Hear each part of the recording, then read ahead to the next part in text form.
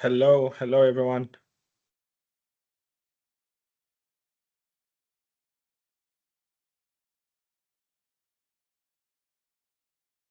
Hello.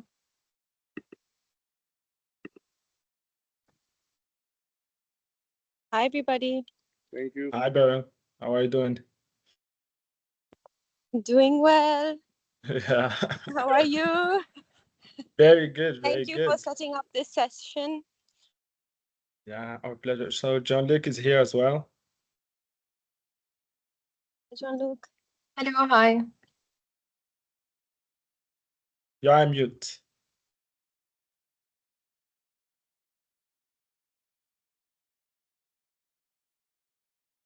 Yeah, hi everybody. Hello. How are you? Good, thank you. Just finished another call, so just in time. Yeah. So we are a bit early, so we will wait for a few minutes so that everyone can join and then we can start the session. So Nora here is the consultant from Cyber71. She will lead the presentation along with the Sukuraman. He's already here. Who is Sugina? Okay. Yeah.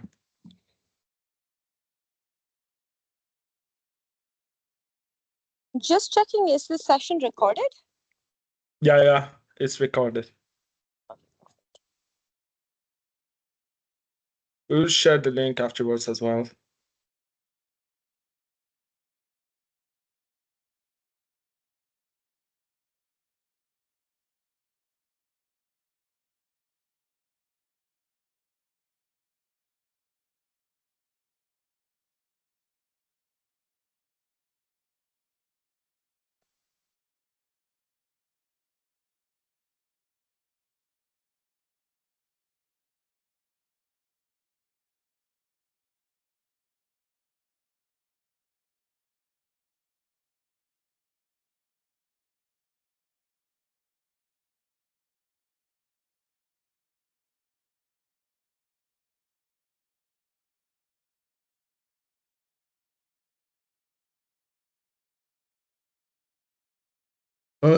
By the way, for everybody presenting, but also for everybody else, can you share your LinkedIn profiles in the chat so we can connect with everybody that we don't know yet? Yes, definitely.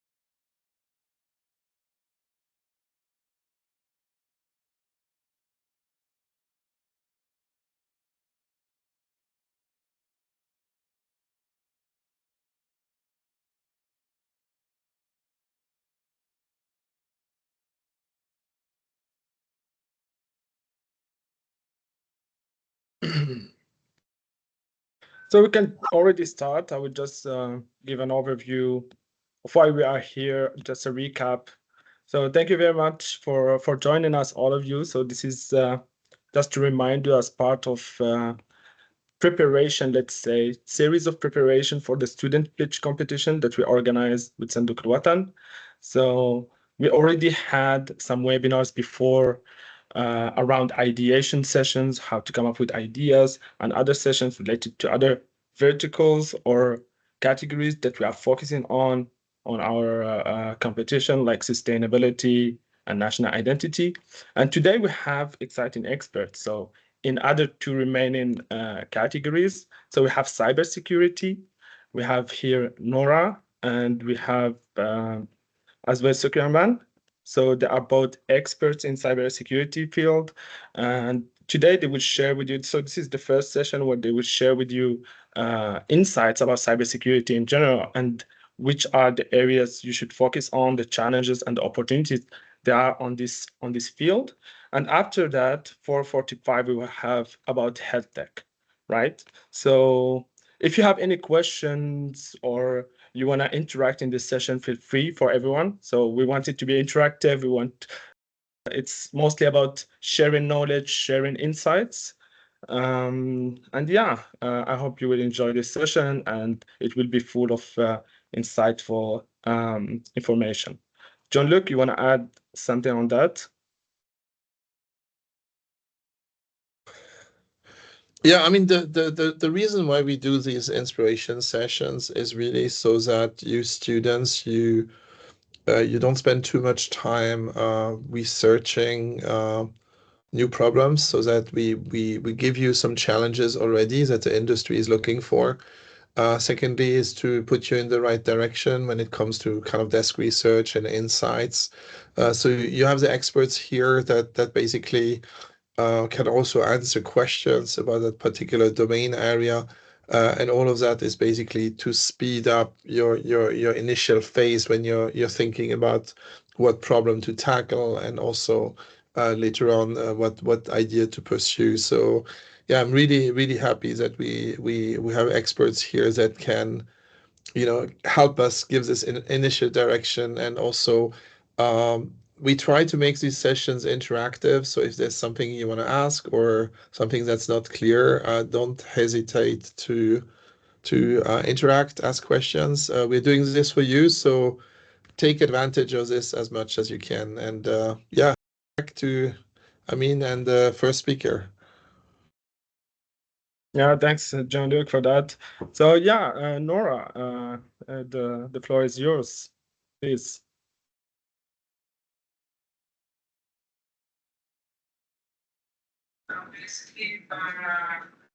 Yeah, I'm mute.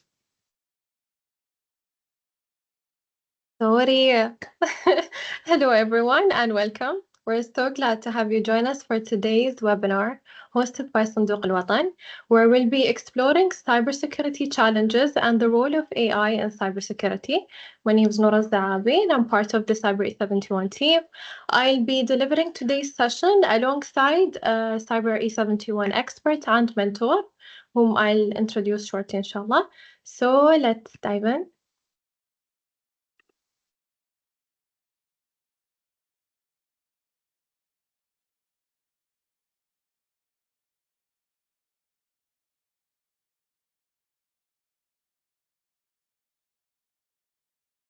Can you see my screen?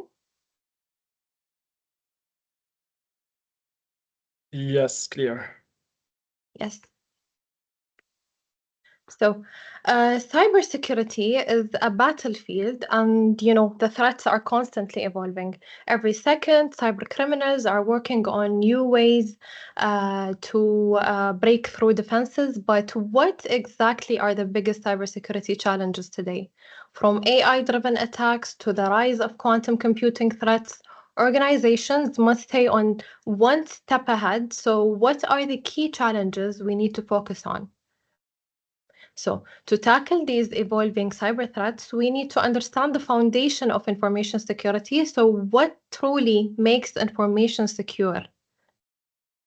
When we talk about information security, this brings us to the CIA triad and the foundation, which is the foundation of cybersecurity, which stands for confidentiality, integrity, and availability.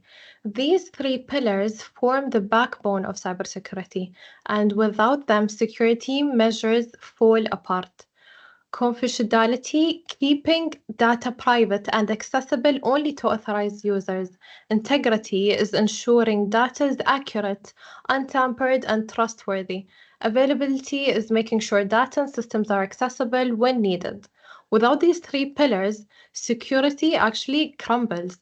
Strong passwords, encryption, and firewalls are great, but if one of these elements fails, so does the security. So now that we understand the core of principles of security, let's just explore like what happens when those principles fail. What are the real consequences of an information security breach? So what do you think are the repercussions of an information security breach? A security breach isn't just a technical issue. It's a business, financial, and reputational disaster that can actually long-term have consequences. Organizations that fail to protect their systems and data risks for severe fallout that includes financial losses from lawsuits, fines, and operational shutdowns to loss of trust. Customers are going to walk away when their data isn't safe, and of course, legal consequences. Companies face strict regulations and penalties. Think of the biggest breaches, for example, Facebook or even government agencies. Each one led to a massive fallout in cybersecurity. The cost of failure is always higher than the cost of prevention.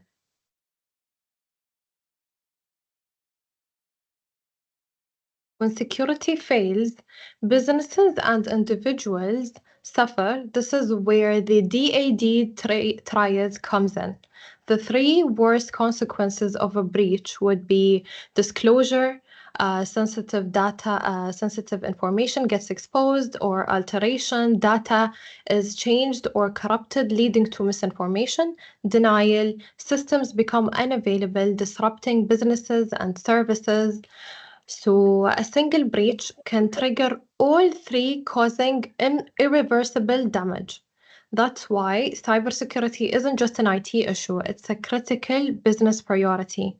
This cyber threats are evolving really, really fast, and these four challenges are shaping the future of our cybersecurity.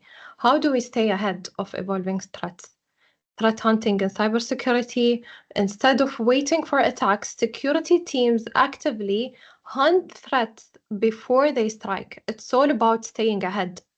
Blockchain and cybersecurity. And so, for example, beyond crypto, blockchain's tamper-proof nature helps secure data, transactions, and identities. Quantum computing risks. Quantum tech could break today's encryption, forcing us to rethink about security before it's too late. AI and cybersecurity, of course. AI detects and stops threats faster than humans, making cybersecurity smarter and more proactive. Each of these technologies play a critical role in strengthening cyber defenses. And now I have to hand it over to our Cyber E71 mentor and expert, Suki Rahman, to dive deeper into AI's impact. Thank you, Nura. Appreciate it. Good evening, everyone. My name is Sukiraman Manivanan. I lead the practice for AI safety and security and data protection at CPX. And I'm also glad that I was able to mentor a few startups in cyber safety program. I'm joining you guys right from AI Everything conference in Dubai in Expo City, sitting somewhere outside in Expo City. So if you hear any background noise, there's a lot of construction work going on nearby. So excuse me for that. Apologies upfront. Nura, would you mind stopping your screen and then I'll share my screen because I've got some other slides here. Sure. Thank you.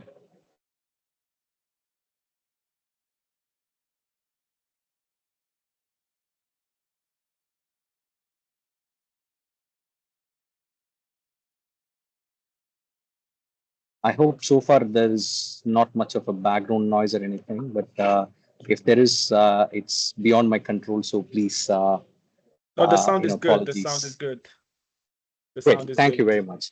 Yeah. Thank you. Thank you. First of all, thank you very much for providing an opportunity for me to speak in front of the student community here. And thanks to Nora for setting the tone on the CIA triad and the that triad earlier.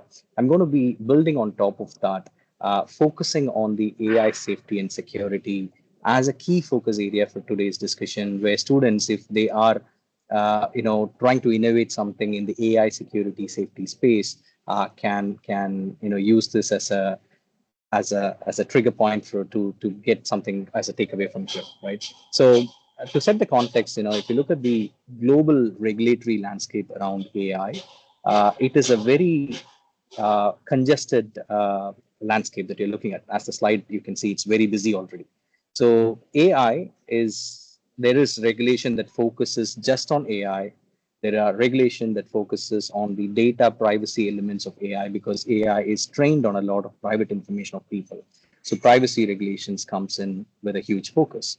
And similarly, information security regulations and standards also are spread across the world, and cloud regulations are so as well. So if an organization, if a company is developing an AI product anywhere in the world today, they have to deal with this very cluttered regulatory landscape to navigate around this space. And it's not a simple task. So it's an opportunity for you to understand these various requirements across the world and help organizations to come up with a simple compliance program for AI companies as such. That's a very good opportunity for students to look into it. Of course, it needs detailed studies and whatnot about this, right? That's an opportunity that you guys can look. And similarly, if we go forward, UAE in itself has got some charter for the development and use of AI, and which also puts a lot of emphasis on AI safety and security here. So focusing on the AI companies in UAE in itself is going to be very interesting because there are a lot of commitments that organizations in UAE will have to make when they are deploying, developing, and using AI systems in their companies.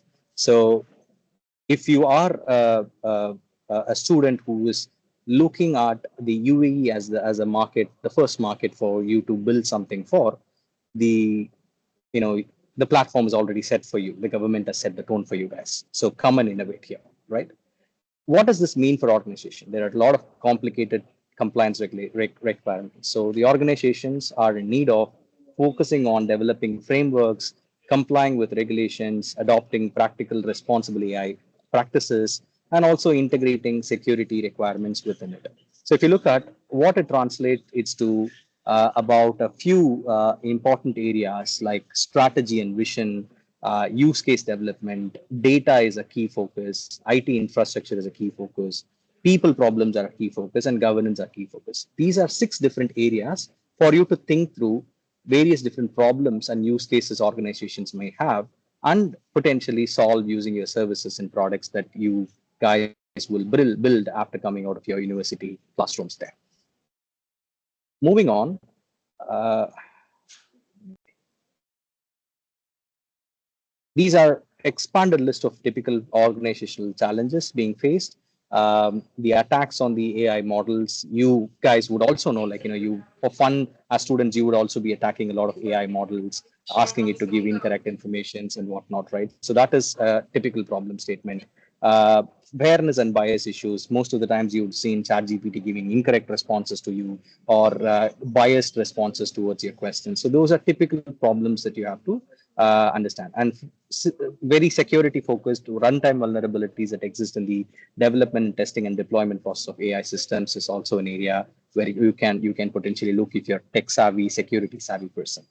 On top of that, if you look at generative AI, like the likes of Chat GPTs and DeepSeek today, it introduces a new set of problems like security, privacy, robustness, toxicity, harmful content generation, biased information, misinformation, and it's fun, right? You can ask Chat GPT to write a funny story, a spoof story about something that did not exist in our society today, and Chat GPT would wear on its imaginative hat and content creator hat, and then just go about it. Think of this: if this starts spreading out in social media, it'll be a catastrophic effect, right? That's what we're trying to avoid here. And these are potential problem statements that we are looking actively at student communities to come up with solutions, young entrepreneurs to come up with solutions for.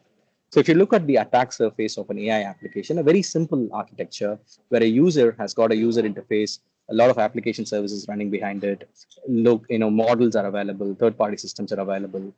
In this simplest architecture, you would already see like various different problems that can exist from a data standpoint, from a model standpoint, API standpoint, all of these places do have multiple security problems today. So you guys can focus on one core area. Okay, I'm going to stop malicious users coming into my AI systems. You may pick this as a use case and then start doing your projects on that. Or you can think of how do I effectively create a cyber security focused LLM system. That could be an amazing project for you guys to start with, right? So these are things that I want you to be aware and think about as your projects or your startup ideas as such.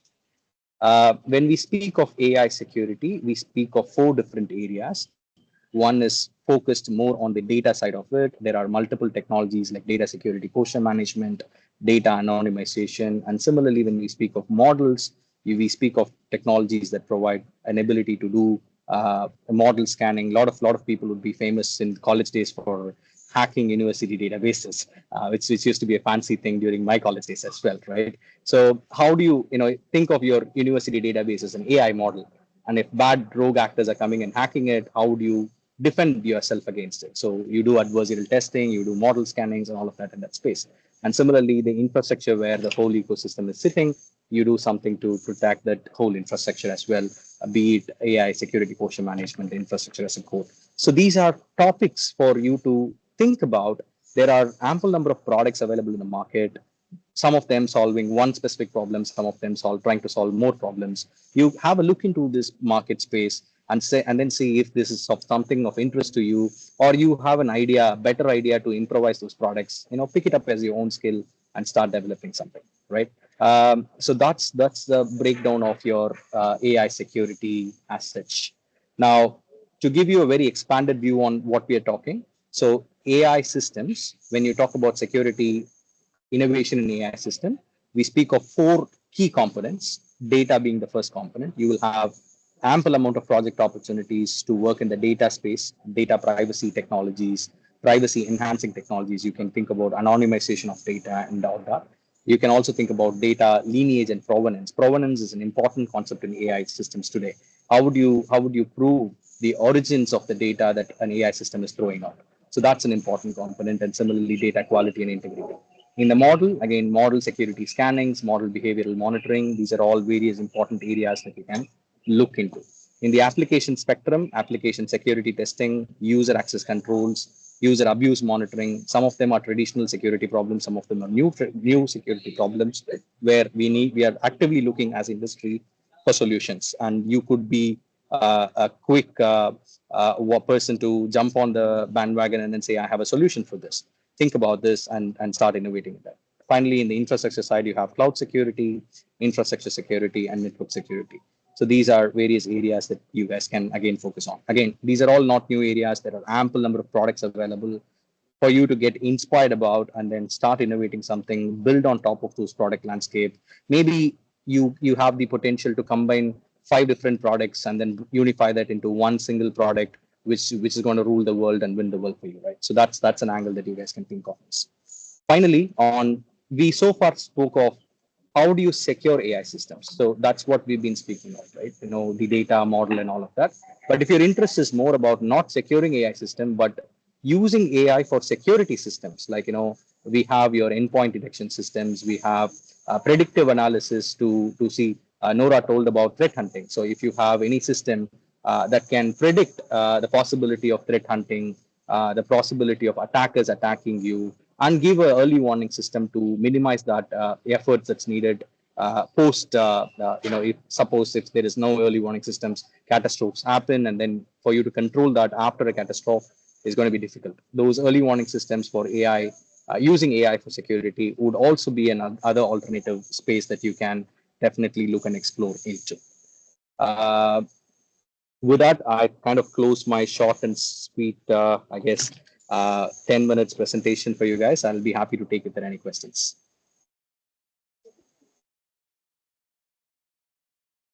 Okay, and now I'd like to end the session by sharing an exciting program from the UAE Cybersecurity Council. I'll be just sharing the screen. Maybe in the meantime, we can take a question from MH. Who is MH? Yes, Mahar Al-Hosani. Mahra. Nice to meet you. Thank you. I would like to thank you for the very informative presentation. In regards to AI integration, as we all know, there are many regulatory compliances that we must adhere to. And as a medical student, I am currently working on a startup integrating AI tools and APIs into healthcare systems. And one of the issues again was regulatory compliance. And so, how can I or many of the listeners that are in a similar situation mitigate such regulatory compliances, ensuring data law adherence as well as health information exchange compliance? First and foremost, very interesting question, Doctor. You got to understand the landscape that you're playing at and the use cases that you're bringing on board with AI capabilities. That understanding will actually give you to give an option for you to evaluate what are your different obligations under various regulatory requirement that may apply to you. So if you do those first two steps, then you would be able to map out, okay, under the EU regulations, these are my obligations. Under the US regulations, these are my obligations. So you'll be able to come up with a map and then work with certain legal consultants, I would say, to understand the detailed requirements, normalize them into a framework that you can adopt for yourself and drive your compliance roadmap. That would be the natural steps, initial steps, I would say. I know I simplified it too much, but this is the natural progress that you should make. But you're with the right consultant support, you should be able to understand clear requirements and able to chart out a program roadmap for yourself. Thank you, thank you. I know this is outside your field. Healthcare is a bit too complex, but this is truly one of the most fundamental steps in integrating something like AI in any sector. So thank you for your answer. By the way, Mahra, we will have later on Hisham, who is expert in healthcare sector, and you can see the other perspective from the healthcare point of view. Both point of views were very valid, but sure, I'll be staying till the end. So thank you so much. Thank you very much.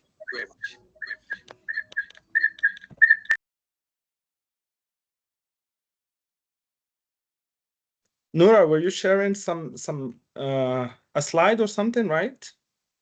Yes, I'd just like to share the slide on Cyber E71 if no one has a question for Sukir.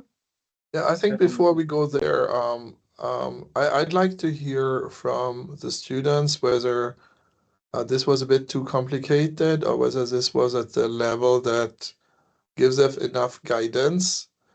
Because for me personally, it was a lot of tech and might not be that easy to go into challenges if you don't have a minimum background already in AI and maybe even in cybersecurity.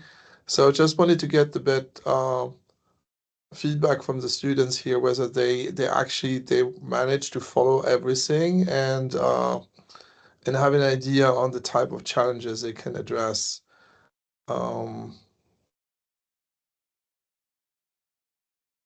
If anybody wants to jump in, or it's not, it's just we wanna help you. So if it's all clear, then fine.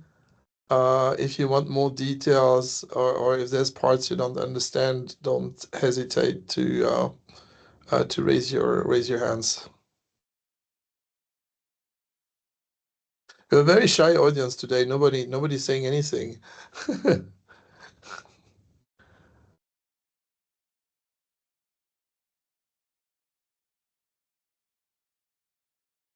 They could actually also send us questions on LinkedIn. That would be fine if they don't have any Yeah. questions right now. Yeah. I was hoping we could zoom in a bit more into like 3 or 4 challenges that are let's say recommendations on things they should focus on. I think we're leaving them too much freedom to pick, and so that's what I'm a bit concerned about. That's why I'm asking the question here.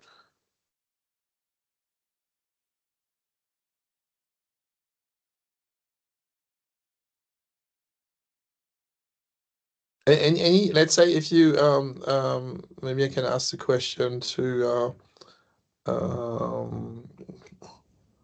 the speaker, or no, I don't want to misspell spell your name. You can call me Suki. Suki, okay. Thank you. Suki. Let's say if I know you wanted to make a very holistic presentation, explain quite a few things, but if you would give us the top three challenges, which maybe are not that difficult for students to address, so that they basically have a starting point. What would be the three things you would recommend for them to focus on or to dive into? Because let's say the knowledge gap is not too big, right? Because this is a bit my concern here. We go into both cybersecurity and AI, which are both two new areas. Is the learning curve too high before they're able to look into solutions, or do they have let's say, the right background actually to find solutions at the intersection of these two areas? And for that's why I'm thinking, is there like three simple challenges we could recommend that gives them a bit of guidance on what to focus on?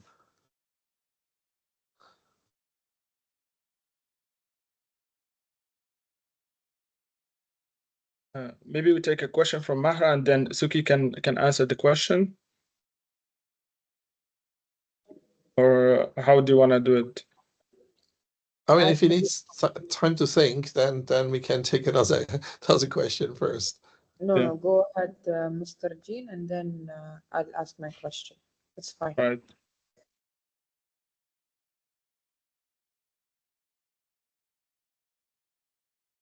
Is this still Suki? Did he drop out or? No, he's here, but we cannot hear him. Okay. Oh yeah. Barely. Hello. Now it's good. Yes. Yeah. Okay. Sorry, I don't know what happened. So a few areas for the students to focus on, right? Though I understand that cybersecurity and AI could be a little alien to the student community here yet, but I'm sure they are already utilizing chat GPTs and deep seeks of the world already, right? So maybe start from there. So you would see a lot of uh, times chat GPTs used in a negative way as well, and that could be one area where you guys can start to think about. You don't need to be a master of the technologies behind it, but at least to conceptualize, okay, how do I control it, or how do I respond to, let's say, a harmful content that is generated by the likes of the new emerging technology of AI? That's an immediate starter for somebody to ideate on, right? Of course, when they start to ideate, they will go deeper into the technology aspects of it, different components of it, and they can reach out to us if they need any support.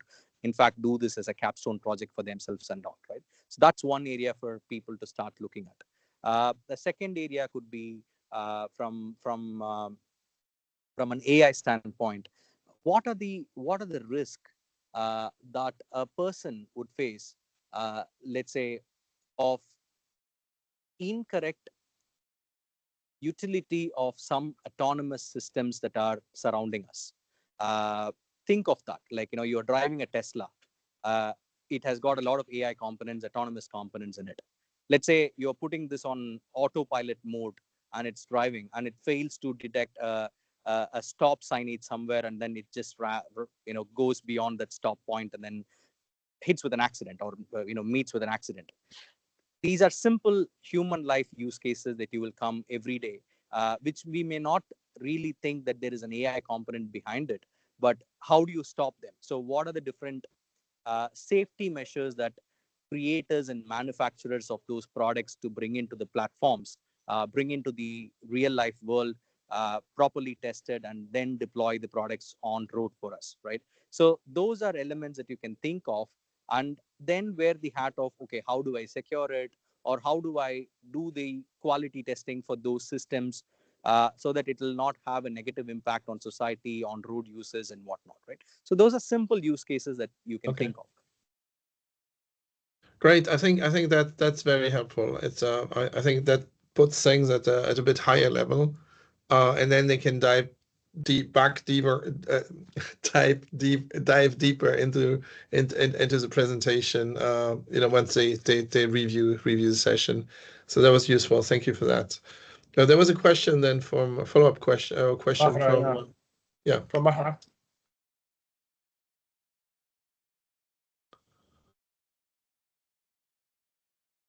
Mahra, are you there? In the meantime, if anyone has any other questions, concerns, yeah, just raise them, put them on the chat if you cannot speak. Yeah, Mahra is here, please. Hello, my apologies. My question to you, I believe you spoke about how AI literacy nowadays may not be profound in a lot of people, although they would claim themselves as AI experts with no background or professional background in the field of AI. And so I would love to get your opinion in regards to Informatica, or what was the course called? It is when they integrated healthcare and AI as well as data analytics. Wait, give me 1 second. Informatica? Yes. Okay. What's the question specifically on? And I wanted to get your opinion in regards to pursuing education in Informatica. Would that be beneficial long term, or are there any AI specific majors or professions that will be high yield in the future? Informatica is a product company. The product companies all over the world, they do very specific product specific trainings so that people can become experts in their product and then have a career that is associated with the product. I would recommend at a student in the student community, pursuing a product specific certification should come very later in your career. At this moment, getting the fundamentals base covered, concepts covered, the knowledge base covered, you should not be really focusing on a very specific product. Rather apply for general courses that are available for you to help yourself understand AI and the concepts around AI. If I have to give one recommendation for all of you guys, you students here, University of Helsinki has made a few free courses for students to go through and understand AI. And one such course's name is called Elements of AI. I would highly, highly recommend every one of you to go through that course. It is not a technical course at all, but it will enable you to appreciate the science behind AI in the most simplistic terms of, like, drawing parallels of, you are playing a video game, and in the video game you're playing against a computer. So when you make a move, how does the computer think what should be the next move that it makes? That sort of a simplistic language. It might sound a very complex topic, but they break down the concept in a very, very simplistic language for everybody to understand. I would encourage all you guys to go do those kind of courses to expand your knowledge base before going into product specific courses. You can do these sort of courses as side tracks. uh, Mohammed bin Zayed University for Artificial Intelligence has got a lot of different courses in AI, and if you want to pursue your masters in AI, in any spectrum of AI. They have special biomedical AI. They have special natural language processing and many other stuff. So think of those proper courses before going into product specific courses at the moment. Just one thing I wanted to add here is, so depending on what you study, I typically would recommend to look at adjacent verticals or adjacent knowledge. So for instance, if you're studying, let's say medicine or healthcare, the thing you have to think about is that now everything's digital, right? So the very first thing you need to have a good grasp on is data and the importance of data. And I would start actually with some data science, trainings, which are probably quite close to what you work with, because here you will help understand the value of data, but also in your case, you might touch on the different ways data needs to be regulated, both from a kind of medical perspective, but as well from a, let's say, technology or AI perspective. And then on top of that, you can then progressively move to AI, but start with adjacent knowledge that is actually complementary to what you're doing. Right, that's great advice. Just they're asking about the courses. If you have any useful links, that would be great to share them here in the chat with the students. And we have one question from Munir.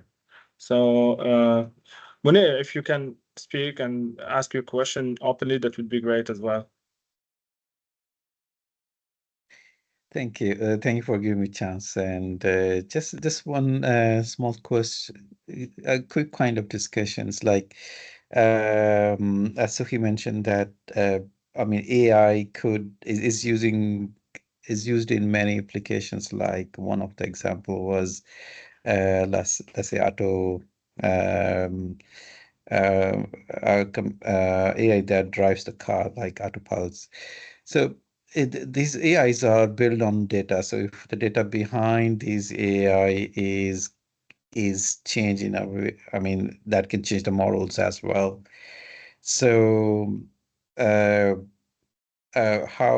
these kind of cyber threats to AI or I mean are managed. So if any students want to do research on those areas, so any direction for that. So there is a very good question, Munir. I appreciate that. So there is a whole concept in your AI system lifecycle, which is called post-deployment model monitoring, which is a critical component of AI safety, where you rightly said over a period of time, the data gets outdated, one, or the new learning happens to the model through new incoming data sources. And due to this nature, you need to have a monitoring mechanism in place so that the model learns from the right information and disregards the whole old information that becomes obsolete and invalid for it. If you do any course on AI, as in your masters or anything, one of the components that you will definitely go through is the AI systems lifecycle as a paper in your masters, I believe, where you would be able to understand more. And there are many research projects underway across many universities in the world, where they put, multiple different research teams working. How do they make the model monitoring process more efficient and less uh, resource intensive in nature? Thank you, Mr. Saki. As we approach for the final session, is anyone here want to get the chance to ask last two questions, let's say? So we have 4 minutes left. In all cases, we will share with you the link. Later on, you can review it in your free time. It will be registered and we will share recording so you can review it. And if you have any questions, the experts here already shared their contacts, I believe, in the chat. Otherwise, we can share it with you again. You have my email. You can reach out to me as well. So yeah. Any final question here? So if you wanna wrap up, Nora or Yes, definitely. So I'd just like to end the session by sharing an exciting program from the UAE Cybersecurity Council. I'll just share my screen really quick.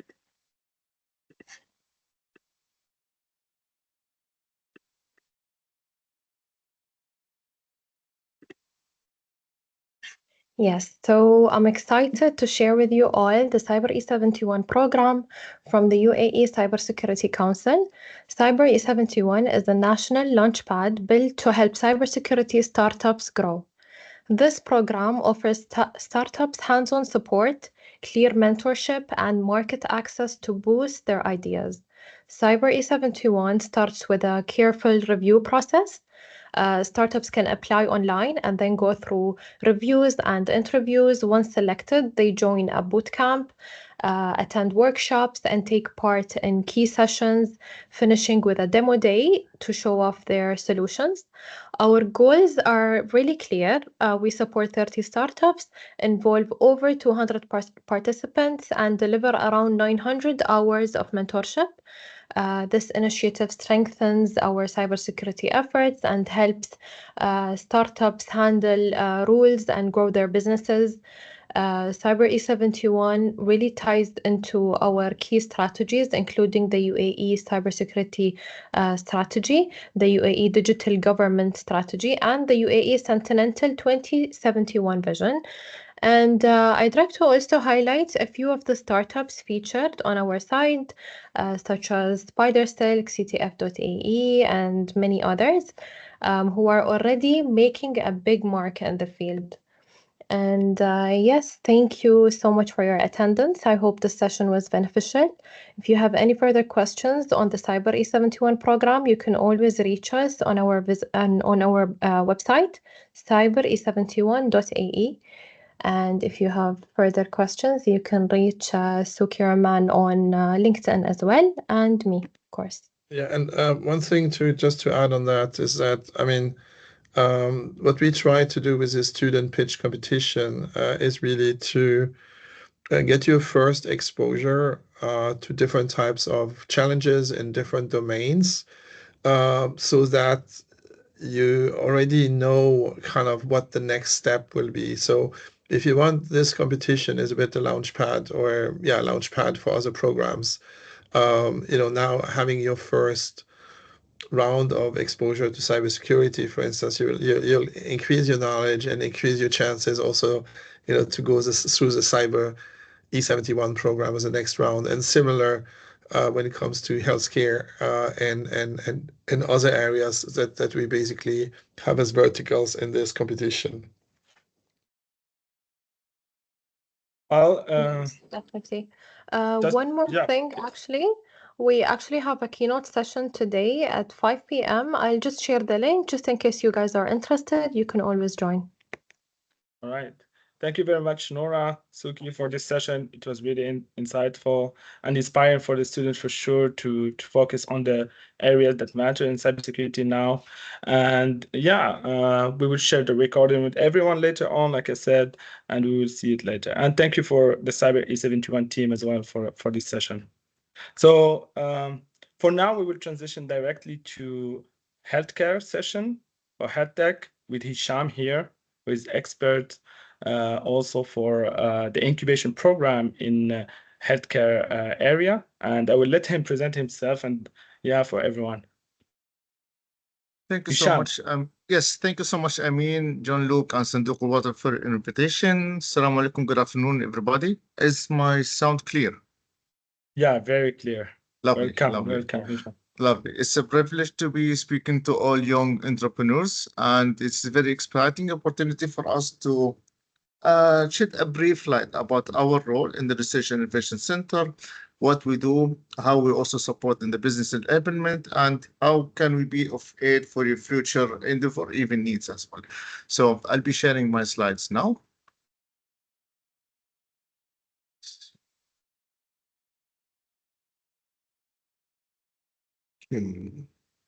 Second.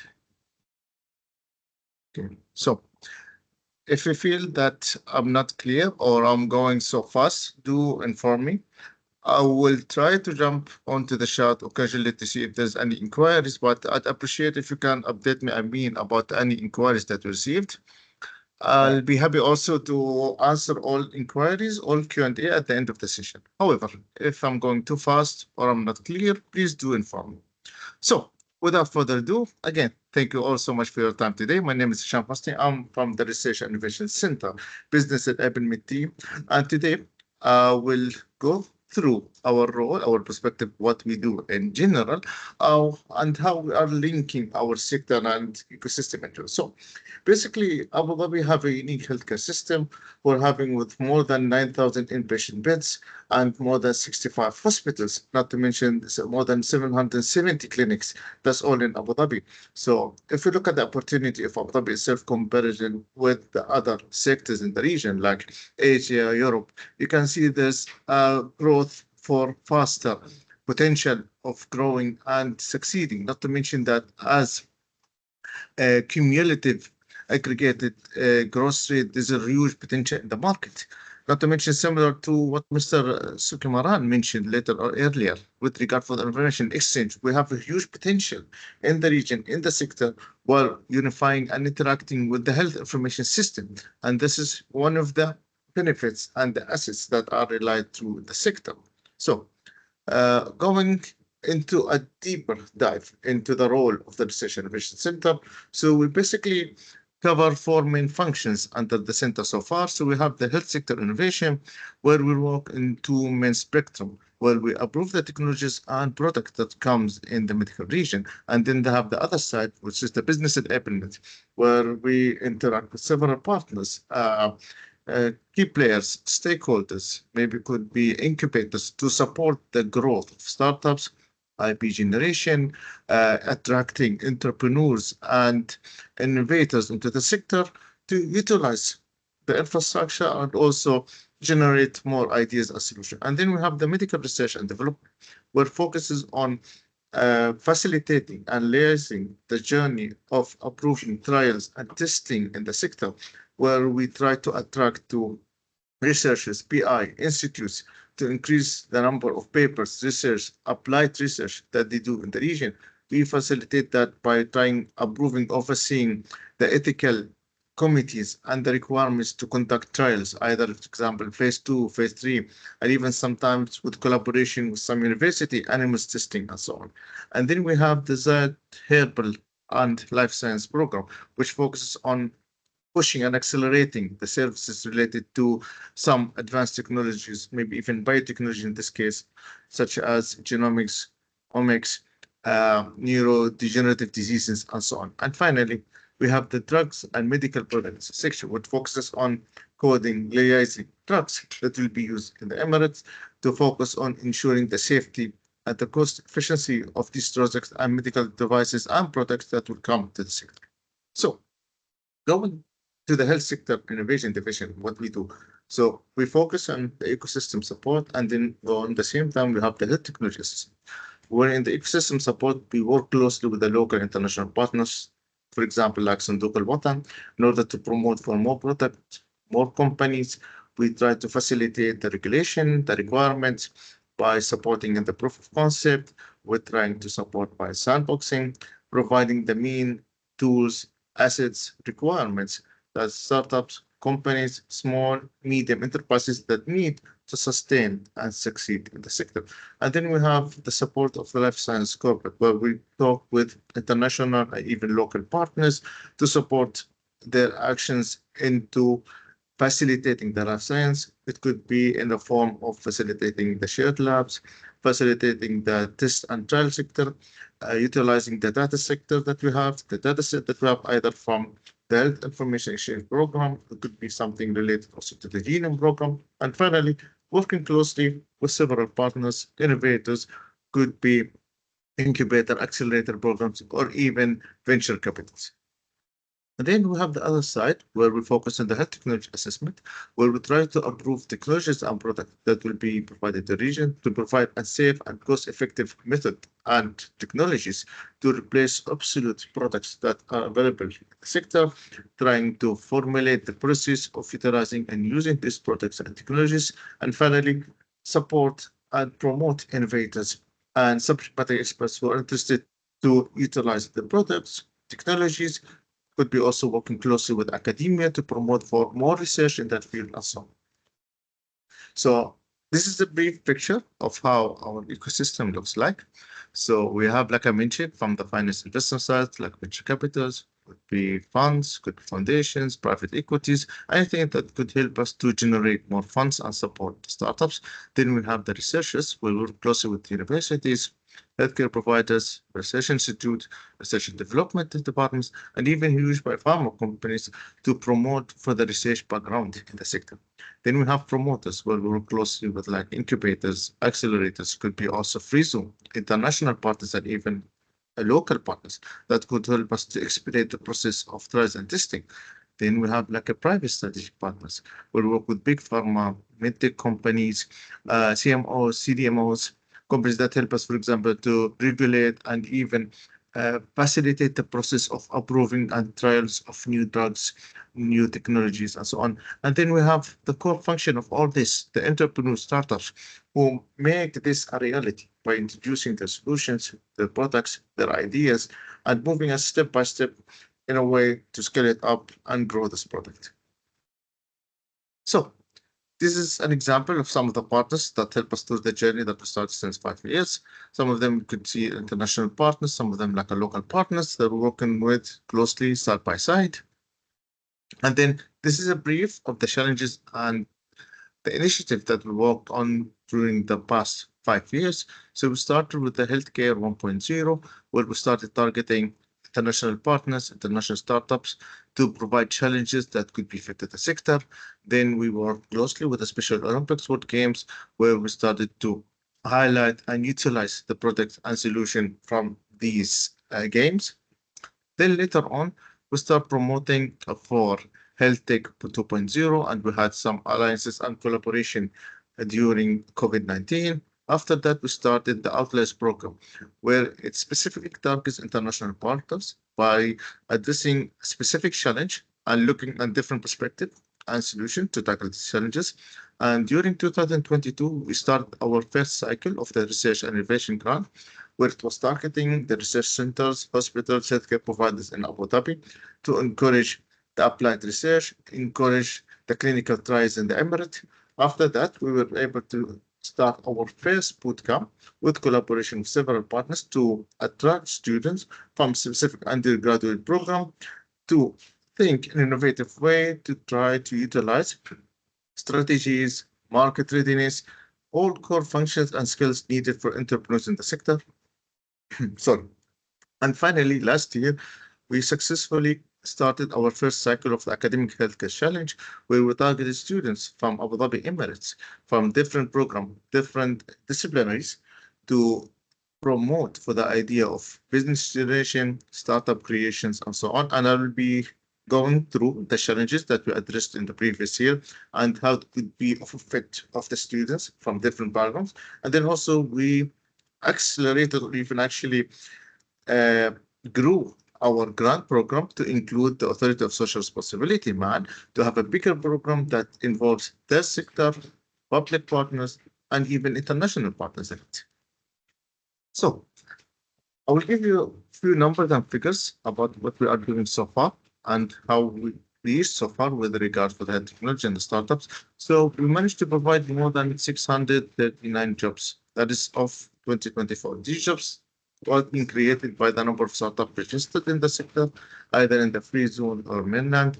Number of people started relocating to Abu Dhabi or even expanding to Abu Dhabi, creating more job for opportunities, either by working by partners, by hospitals, could be also in the research. And then we were also able to register more than 96 startups in Abu Dhabi, both in the mainland and in the free zones. Either it could be, for example, in Abu Dhabi global market or even masters. Because from our interest, these are the two strongest free zone areas, since the others are related to other sectors. Well, Abu Dhabi global market, for example, focuses in tech startups. Masdar City have sustainability, and also we're trying now to create our own biotechnology hub in Masdar free zone city. And we were able to screen more than 500 companies and startups that are interested in the region. So total fund that we were able to collect was more than 588 million dirham through the past 4 years. And as you can see, there have been a great increase in the number of startups registered in the sector since 2019. coming to the technology assessment, the technology usually evaluates the medical, social, and economic and ethical implication of these different medical devices that will be involved in the sector to ensure that we are providing safe and cost-effective solutions and protecting the sector. So the criteria and elements associated with making the decisions for the technology was to see if they're safe, if they're effective, and finally, if they are cost effective. So as you can see, the process usually shows us we request applicants to submit HTA application. We start evaluating the technologies, and after that, we notify the applicant about the status of their technology. And then finally, it goes through the process of coding and pricing to ensure it complements to the insurance and coding system, and if the technology is cost effective or not. And the process is still based on the regulations that have been mandated by DOH in 2021 under number 31. So this is a preview of our register platform where we documented all the technologies that have been able to approve since 2019 in the platform.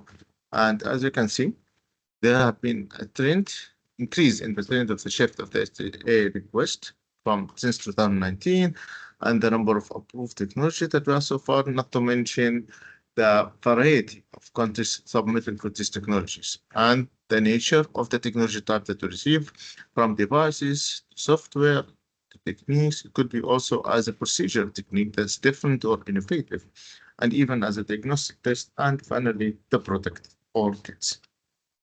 So coming through now for companies that doesn't specifically have medical devices, but they provide some sort of service, not directly to the patient, but through, like we say, the healthcare providers.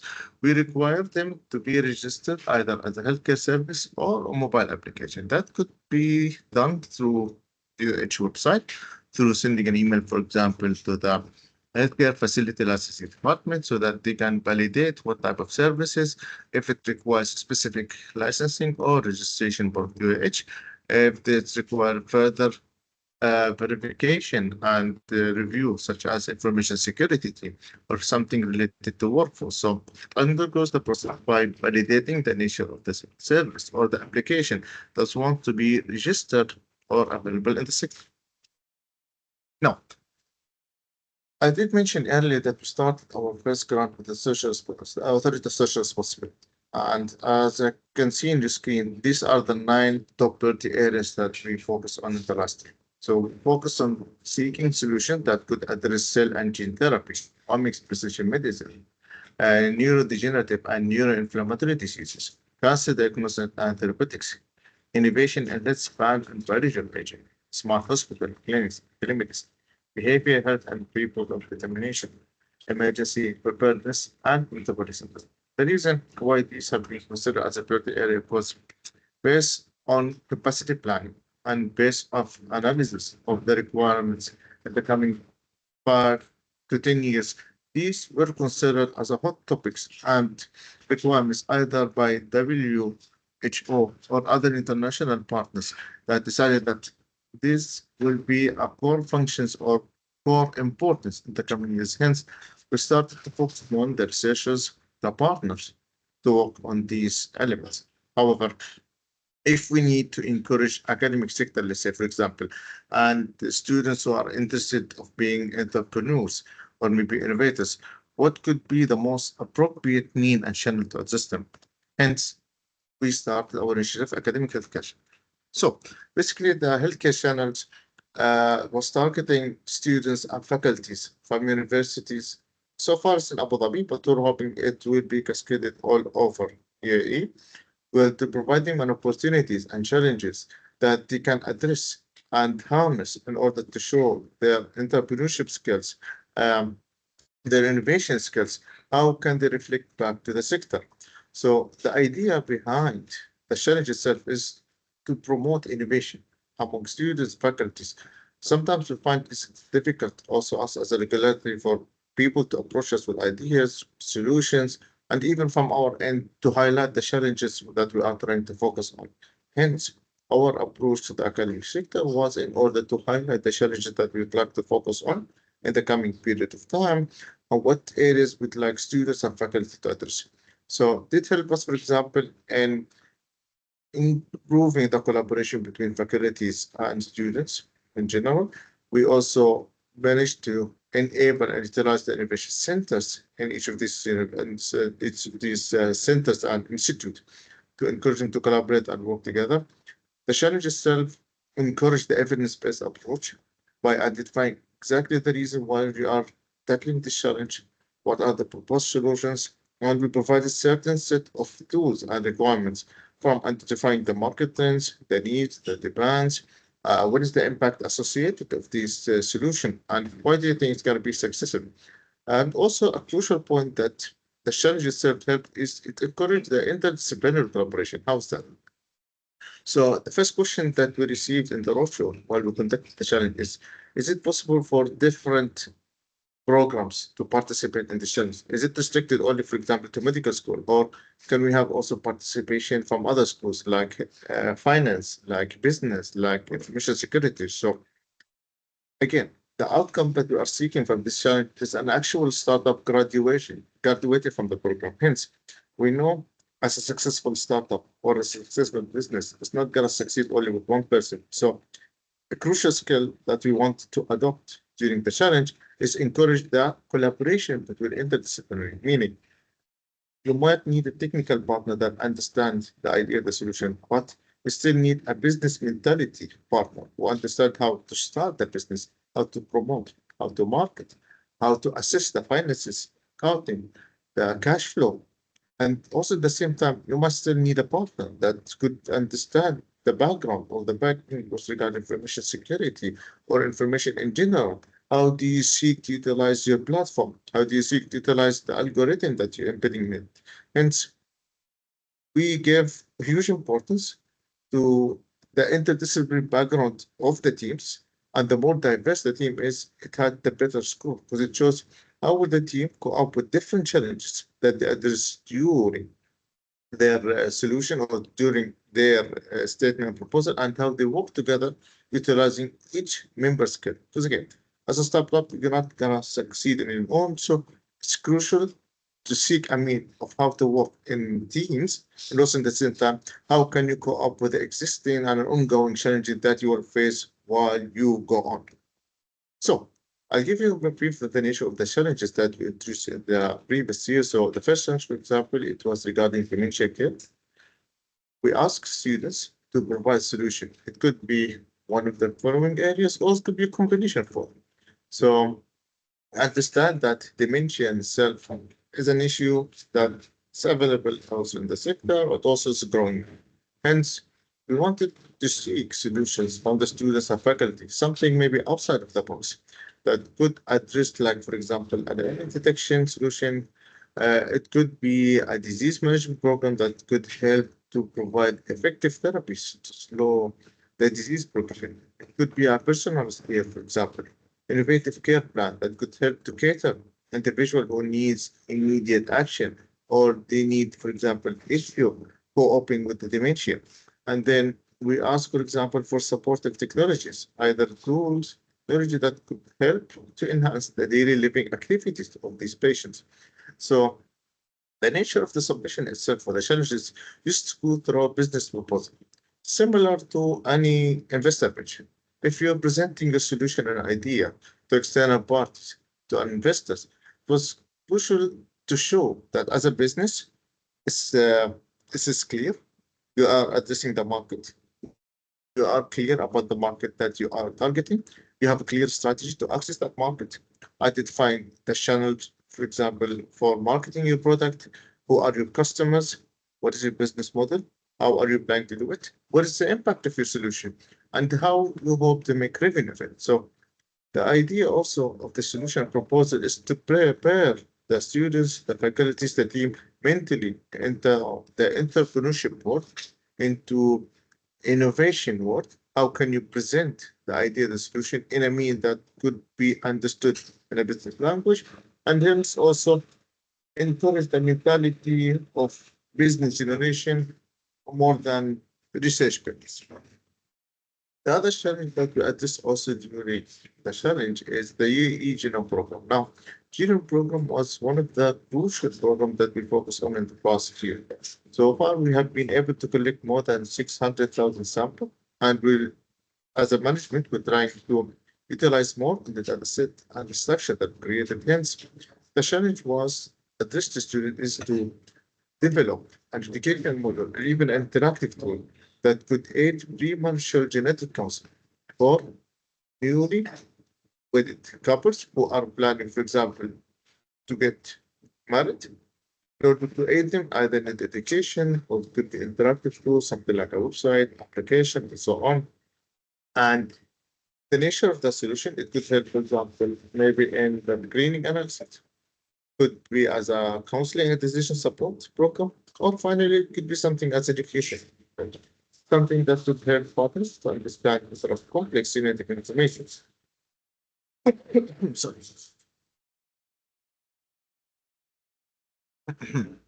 So basically, understanding the nature of the program, let's say you have specific genetic data information, how can you generate a tool or a method that could help to educate or aware the public about this necessary information to understand it in a better manner? And finally, we had the shared challenge, which focuses on the features that company care.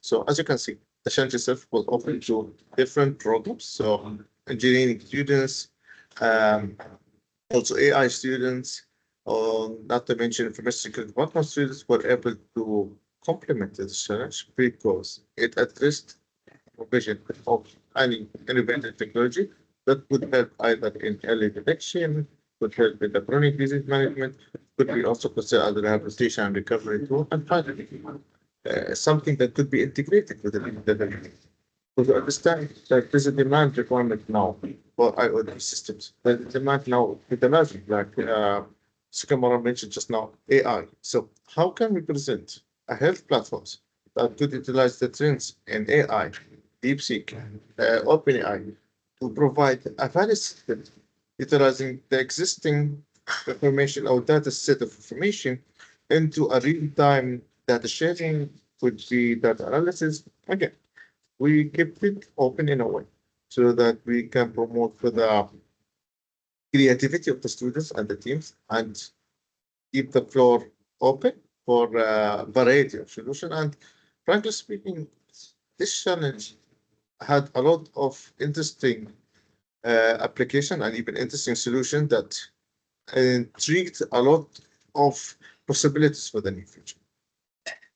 Now, this wraps up what we have for today. I thank you for your time and patience. It was lovely speaking to all of you. This is our division email. If you had any inquiries, you have any problems, any solutions, feel free to reach us at any time. Thank you. Thank you very much, Hisham, for this overview. We'll open now if you have any questions here for Hisham. This is chance. Anything related to healthcare in general as well, or any project you are working on. Yeah, Maha again, please. Again, I would like to extend my thanks for the wonderful presentation, extremely informative, and subhanallah, it has met me at the right time. Since I have applied for the App Olympics, one of the initiatives you have mentioned, and I'll be the finalist, inshallah, on February 20th, speaking to Sheikh Hamdan, presenting my startup in healthcare. And one of the issues that I'm facing currently is in regards to database acquisition, as I have already, let's just say, developed the prototype and have tested it. I must meet regulatory compliance to access databases in regards to drug banks, not blockchains of patient history. And so I'm not sure which entity I should approach in regards to accessing, as I have said, these databases, and where can I find support, let's just say, to further prosper the startup? So just to shed more light on your solution and idea. So you are targeting or you are trying now to obtain, for example, a data set on drugs coding or the drugs in general in UAE. Databases in regards to drug banks, whether that be Drug through bank. a bot, yes. Okay, so for now, for example, any approvals for drugs and medications in general is still under the Ministry of Health. Because from our end, for example, we are responsible for coding it, but any drug associated or even manufacturing is still connected with the Ministry of Health. If you want, you can drop us an email to obtain the process of how to obtain the process of obtaining the data for drug codes, and we could try to reflect it to the concerned team of Moham, or even try to consult with our concerned team with drugs and medical product to see what could be done from their end. Perfect. Thank you again for your time.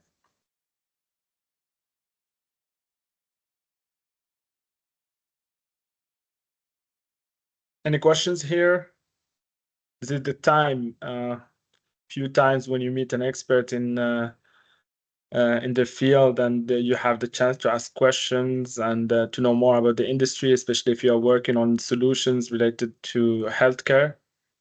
Just feel free. Just if you have some thoughts you want to share, maybe projects that you have on mind and you want to start and you don't know in which direction to get started, just yeah. Sandooq, you want to add something? No, just curious a bit what the students are thinking. Who's working here on healthcare projects or want to tackle the healthcare? Raise hands.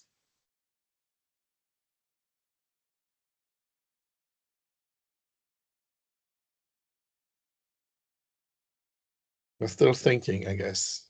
Nobody wants to. Nobody wants to pick.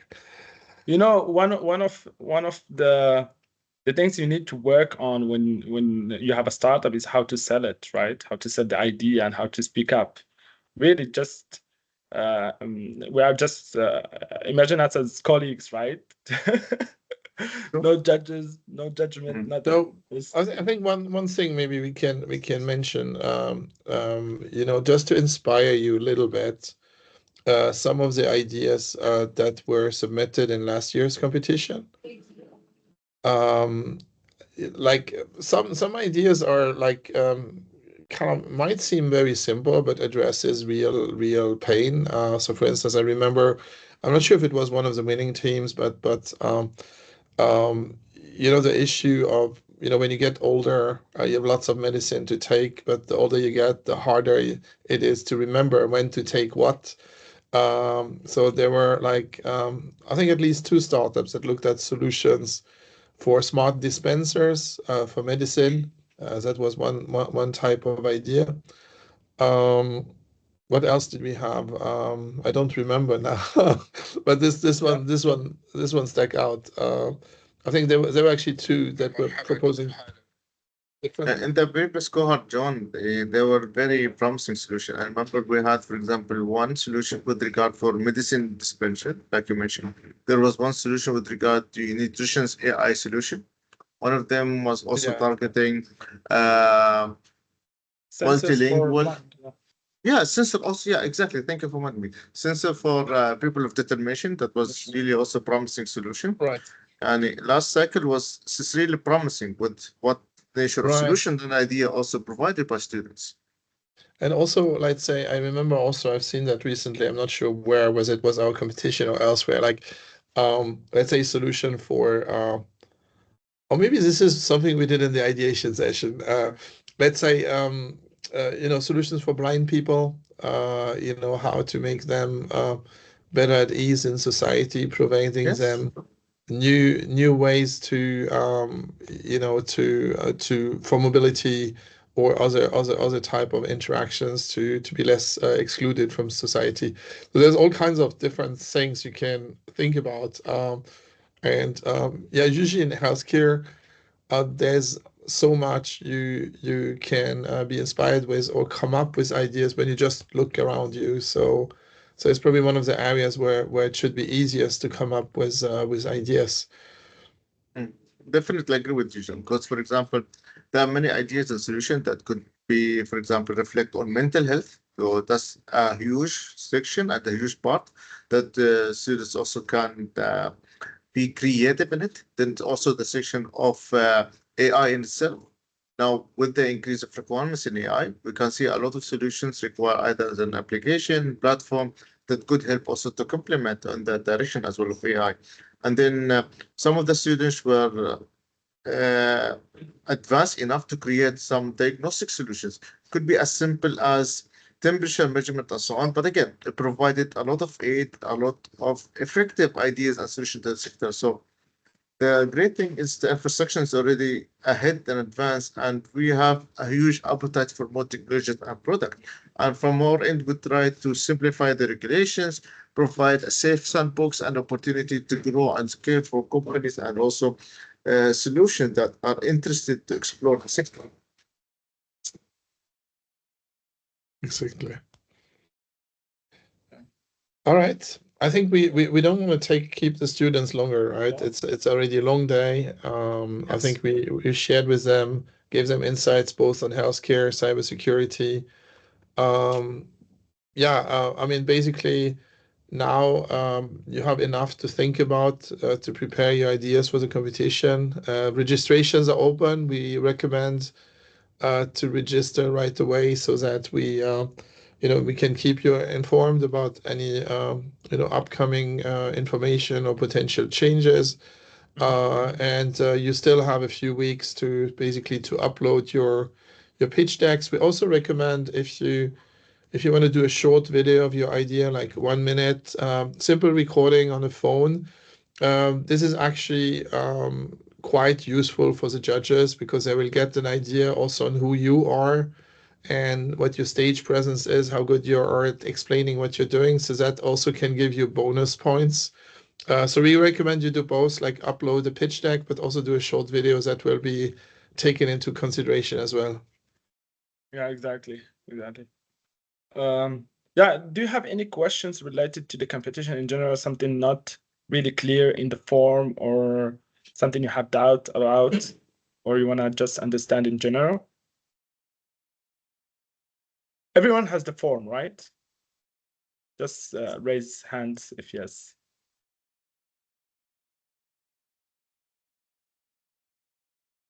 It's all right. We will send you an email afterwards about the recording as well. So really insightful session, Hisham. Thank you for sharing that. And we will share it with the students afterward. They can give it a look and deep dive into the challenges in details. Thank you very much for doing this for us. And looking forward to your ideas. All right. Thank you, Jean-Luc and Amin, for your invitation at Sandooq Al Watan. I wish all competitors you. all the best. Thank you. Thank you. Have a wonderful day. Take care. Bye-bye. Bye-bye, Bye-bye, everyone. everybody. Bye. Bye. Bye.